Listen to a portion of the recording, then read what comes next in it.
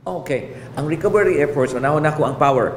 The power actually 99 lang gihapon percent. Although ang main line sa Verco kompleto na. However, ang katong mga feeder lines, wala pa. Regarding sa tubig, 95. Okay, na-repair na ang area somewhere. Ang pinakadako yun ang Lusaran, mautoy muhatag na to 25 million liters. Niya ang Haklupan about 15.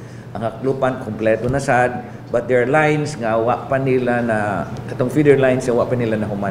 Well, sa mga relocation areas, katong mga relocation areas sa Bakayan, sa may Paril, then ang usas pinakadako ang Lusaran, na in place na, although dili pa kumpleto ang ilang mga kinahanglanon, pero daghan kay nagtabang nato nga maka puyo na sila, although dili permanente sa ilang temporary nga kapuyan.